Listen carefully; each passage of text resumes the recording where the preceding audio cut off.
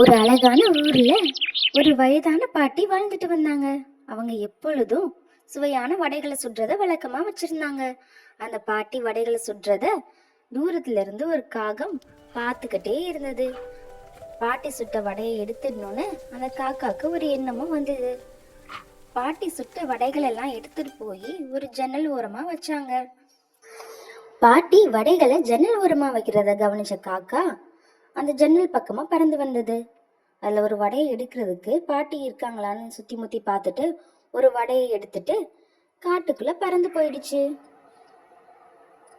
காக்காவோட வாயில வடை இருக்கிறத பார்த்த நரி அந்த வடையை எடுத்துக்க திட்டம் போட்டது. காக்காவை அதோட தந்திர பேச்சால மயக்க பார்த்தது. காக்கா, நீ ரொம்ப அழகா இருக்கியே, உன்னோட இறகுகள் ரொம்ப மினுமினுப்பா இருக்கு, நீ ரொம்பவே அழகா இருக்க, உன்னோட குரலும் அதே போல அழகா இருக்கும்னு நினைக்கிறேன், ஒரு பாட்டு பாடு அப்படின்னு கேட்டது. நரியோட தந்திர பேச்சுக்கு மயங்கின காக்கா அதோட வாய்களை திறந்து பாட ஆரம்பிச்சது. வடை கீழே விழுந்ததும் நரி அந்த வடையை எடுத்து சாப்பிட்டுட்டு மகிழ்ச்சி அடைஞ்சது. நரியோட தந்திர செயலால பாடம் கத்துக்கிட்ட காக்கா இதுக்கப்புறமா யாரோட போலியான புகழ்ச்சியையும் நம்பி ஏமாறக்கூடாது என்பதை தெரிந்து கொண்டது. ஷேர் பண்ணுங்க, கமெண்ட் பண்ணுங்க, சப்ஸ்கிரைப் பண்ணுங்க.